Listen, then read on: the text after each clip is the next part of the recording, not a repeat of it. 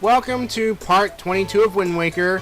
We are back in Windfall Island, and there are some notable changes after we visit Forsaken Fortress the second time. For example, this! If you remember this guy from one of my earlier videos, then this guy is Mila's father.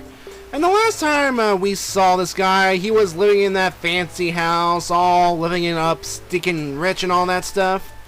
And now he's pretty much in rags and standing where the poor guy was standing. You know, that old sickly looking old dude? Yeah. So pretty much what happened was when the pirates brought the girls back to the island, the guy here pretty much paid a fortune. Pretty much every single bit of money he had to get his daughter back. And yeah, that's his daughter right there, living up in rags as well. And yeah, apparently she is now working for good old Zunari as a greeter, I think.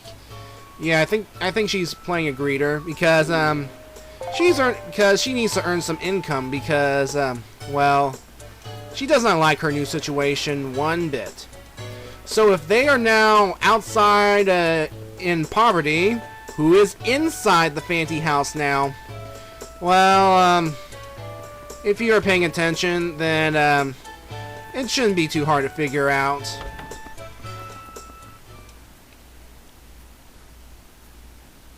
And of course, the occupants of this rich house are now Maggie, the original poor girl, and her father, the sickly old guy who won't leave you alone about rescuing his daughter. And now that he is stinking rich, and the only reason he became stinking rich was because his daughter has brought back a whole bunch of skull necklaces from Forsaken Fortress. Yeah. Yeah, remember what the Fishman information I told you in my last video? Actually, 2 videos ago. Yeah, this guy here is the one who collects skull necklaces, and that is thanks to those that he pretty much got filthy stinking rich. And because he's now filthy stinking rich, he's developed sort of an attitude problem.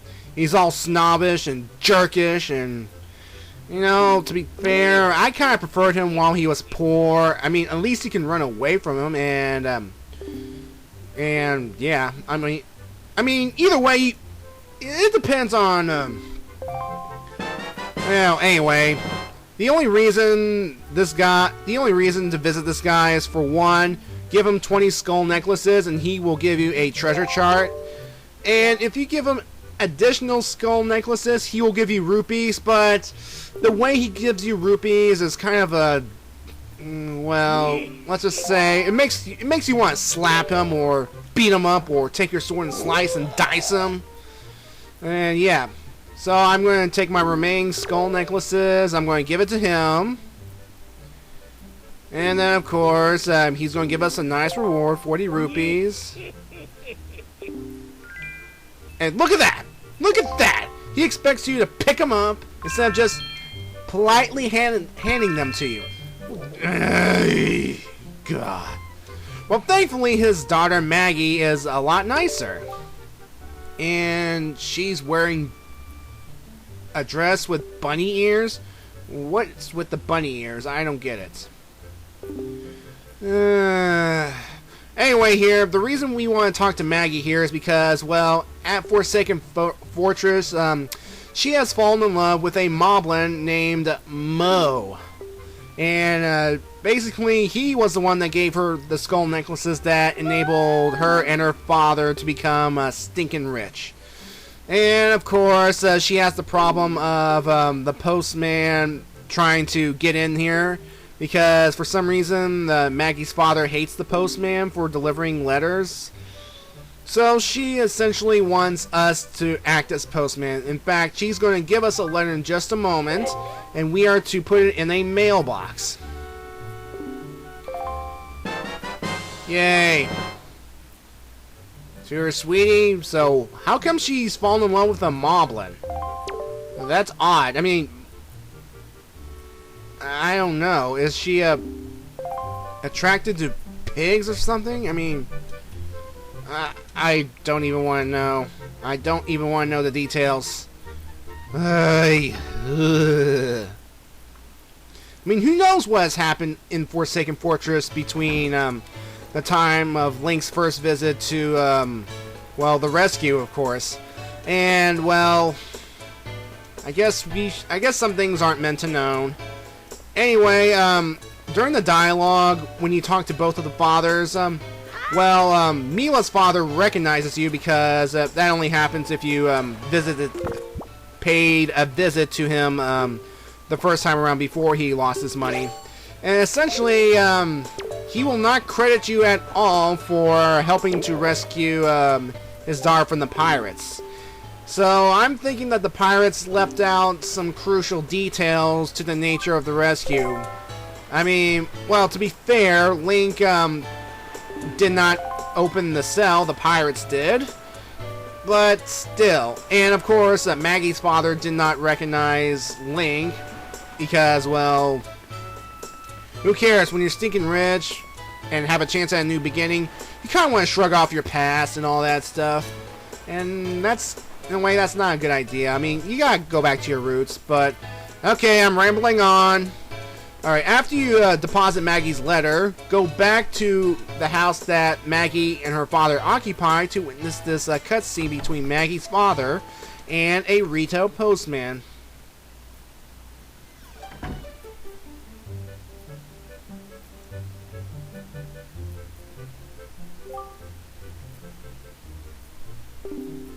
Oh boy. Jeez. Alright, and here's another question. That hair that Maggie's father has, I'm thinking it's a toupee because, again, when we first saw the guy when he was poor, he was obviously bald and stuff, so...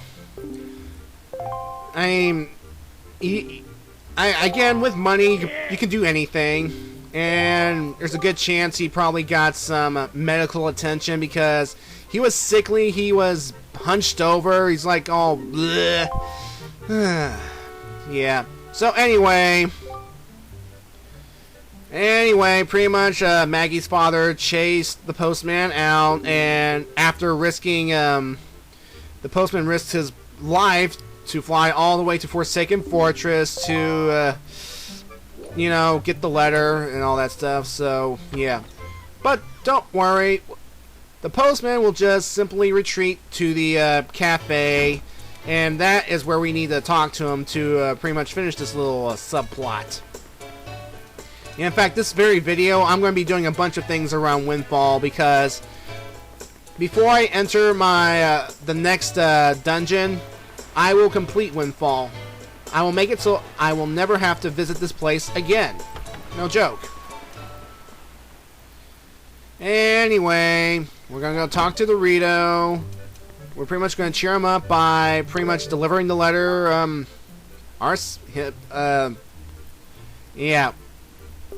Can't talk. A little stressed out.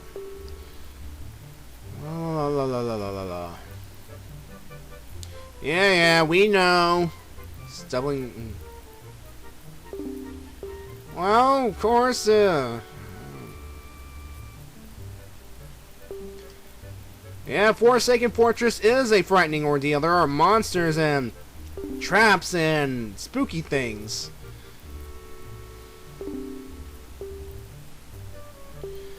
So yeah, he's going to trust you with the letter, and we are just going to give it directly to Maggie. Still don't understand how Maggie, you know, and a moblin named Mo fell in love. Ugh. It's a pig monster. Some things don't make sense. Zelda's world doesn't make sense. Ugh.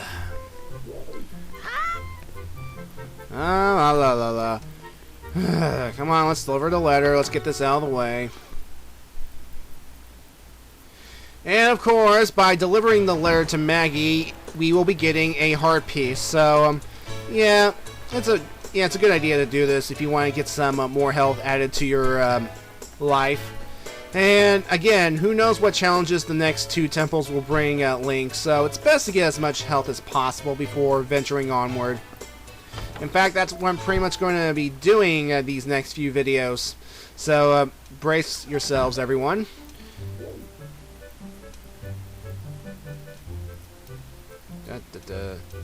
Alright, I got your letter. Now give me my reward.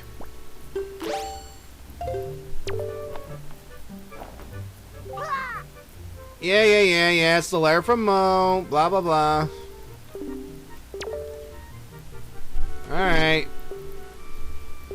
And she's reading it out loud. I like you. Yeah, okay, that's that. Eat you for dinner? Well, okay, Maggie. You're pretty much a very young, naive little girl to know that a moblin actually wants to snack on you. Well, anyway, we get our heart piece, and we're pretty much done with this place. Well, with the exception of one more side quest, but that's later. On. Anyway, it seems that Maggie's father, and Mila's father are pretty content with their current positions because Mila's father, all he cared about was getting his little girl back, and he did. Now, Mila, on the other hand, has trouble with her new situation, and we are actually going to help her out. And, yeah. So, make sure it is nighttime, and you can find Mila between the potion shop and the building with the red door. Now, of course, she will shoo you away, and make sure you go this way. And this will start a mini game of sorts where we have to start following Mila all around Windfall Island. And of course, what we have to do is Mila will run around, and at certain points she will stop to have a quick look around. Now, thankfully, there are places Link can hide so that he will not be seen. Yeah, make sure we are not seen by Mila at any point in time. And it's best to have the camera in free mode, so you can freely move around, because that way we can take a good glimpse of where Mila is in relation to Link. Now, here's the thing. If we get close enough to Mila, and if Mila hears you but does not see you, Link will actually make cat noises. I'm not joking. In fact, here's one coming up about right around here.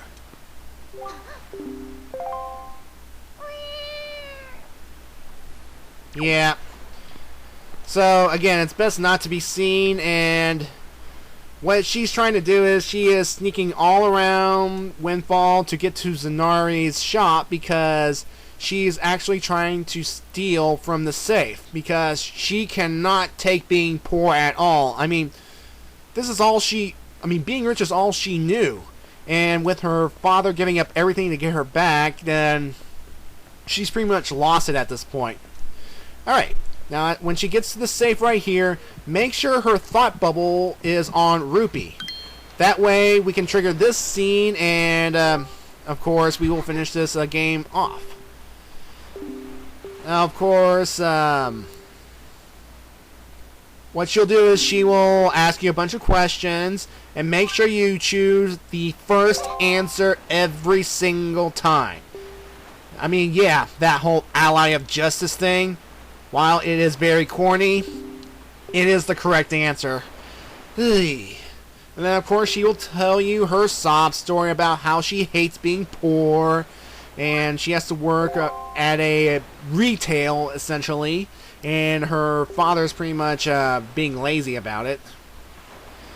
Yeah. Well, I have a bigger sob story than you, lady. My sister was kidnapped. I now have to protect this princess from a madman who wants to take over the world. And you are having trouble adjusting to being rich?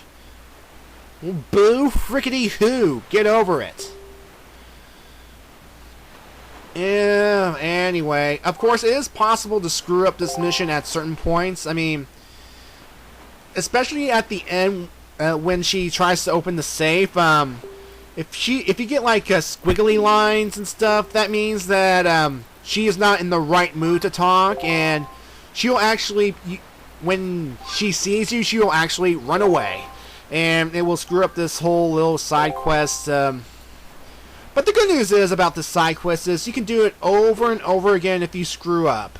In fact, I did screw up many times, and this is the version that I managed to complete, well, because in the end, I'm going to get our 4th and final empty bottle. And how in the heck did she get one of these? I mean, seriously, she has an empty bottle. I mean, she could have used it for water or other things, but who cares? It's Link's now, and we are going to use it for other things later on. I mean, she could have sold the empty bottle for a pretty penny, but Zelda logic. I don't understand it myself. Alright, anyway, she's going to change her ways. She will not steal ever again, and yeah, we pretty much help her adjust to her new situation of being a poor person. Alright. And before I end this video, I want to show you, you know this big old windmill, however you pronounce it, that is pretty much on this island? Well, we're now going to turn it on. Yeah. In fact, what we have to do here is go above the battleship minigame area to get up to the outer area. And we are going to talk to a guy in an orange shirt. This guy right here. And of course, he will reminisce on how the windmill will turn if the wind is in a certain direction. And of course, there's also another thing with a power switch or something. But yeah.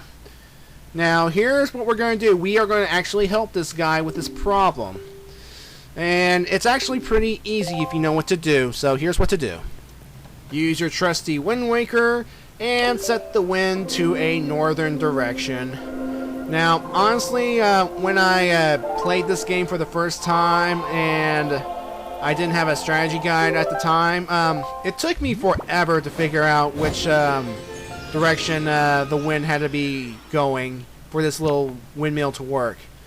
But here's the big clue. Every time you set the wind to a certain direction, you can talk to this guy, and basically he'll say that if the wind is not in a favorable direction, then he will say, oh, the wind's not working right. However, if you set the wind northward, he'll say that the wind is incredible, it's perfect. But then, of course, there is one more component to making the windmill work, and it's to turn on the power switch. So what you want to do here is go behind the windmill. Ow. No, that should break Link's ankles for some reason. I don't know. Anyway, you want to go right here to this ladder and climb all the way up and step on the power switch. And it's a long climb. And that ladder needs maintenance badly.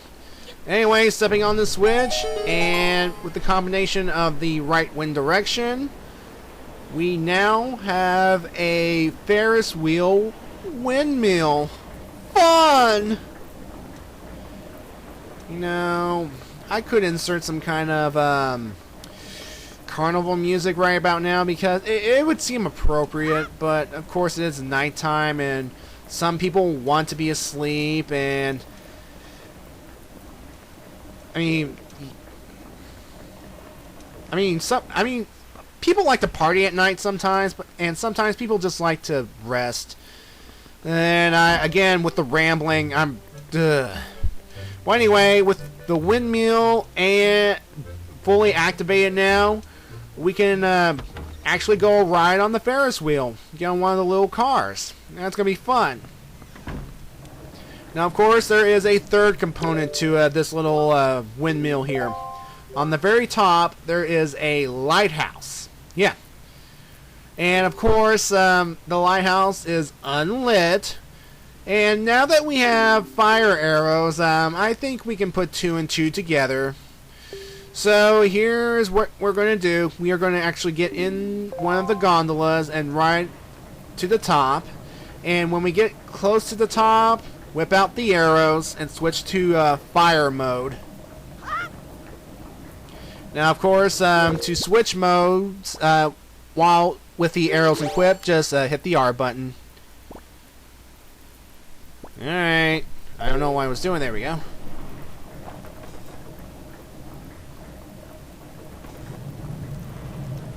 Alright. And of course, the lighthouse thing just happens to be turning to make things a little more difficult. And let's see if I can get it this time. Oh, come on! Let's see if third time's the charm. Yes! And just like that, the lighthouse is on. And we get a treasure chest as a result. Hooray. Now, here's the thing. From this point on, no matter which direction the wind flows, the windmill will always be turning. And at nighttime, while out at sea, and we're sailing at a point where we can see Windfall, we can see the lighthouse from a distance. So I think that's kind of neat. So anyway, after lighting the lighthouse, talk to Orange Shirt Guy one more time, and he'll be so excited that everything is operational again that he will give you another heart piece. Wow, I am racking up some lives, aren't I? Yay. Now, that treasure chest that materialized when lighting the lighthouse, that's actually another heart piece as well. So, we pretty much get 2 for the price of completing 1 objective. And yeah, so let's get this other heart piece, shall we? First, set the wind at a favorable direction. In this case, southwest. Because we are going to Deku glide over to that tiny piece of island over there. Yeah, if we try and swim, the ledge is too high for Link to properly grab to climb out. So, yay. Anyway, go right here, and we are going to jump from this bridge area. Oh, hi, Moon Guy. Yeah. So that's what he does at night. Just stares at the moon. Good for you. Anyway, go to right about here. And you can see the small island with the chest right there. And then from here we can glide straight to the island and get our heart piece and move on. Whee!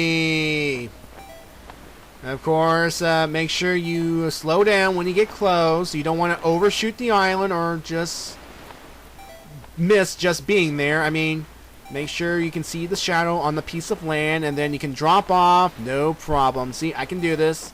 I can do this. I can do this. Ah! Because of that failed attempt, I now have less than half the magic energy required to try again. Now, instead of jump cutting to me having full magic meter health again, I decided to use the opportunity to show you how Doc Bandom converts chew jelly into potions. In this case, green potion. Now again, we must have 15 of the same color for him to produce a potion for the first time. And I don't know why 15 minimum. Who cares? I don't. And besides, to be honest, when I ran out of magic energy here on Windfall before, for some reason or another, magic pots do not spawn for some reason. I don't know why. I had to travel to another island in order to get some more magic energy, and I decided to not waste it. I decided not to try it again. So yeah. Anyway, here's Doc Bandom working his potion mojo. Yeah, alright. Whoa! Now, that was interesting. Now, here's the thing. After he creates a potion for the first time, he will give you a free sample. Yeah. We are going to get free green potion that will enable Link to refill his magic meter. I love free stuff. Don't you just love it? And of course, this will be the last time we will see Doc Bandom in this game. So again, I thought I'd just show you off how he creates the potions. And there is another way to get blue potions in this game. And there's still Granny Soup, which can heal and restore your magic meter for free. Now, speaking of restoring your magic meter, drink up. And I like how Link belches the color of the potion. And I am to assume that red and blue potions do a similar effect when you drink them. Anyway, let's try this again. And this time we will not fail. I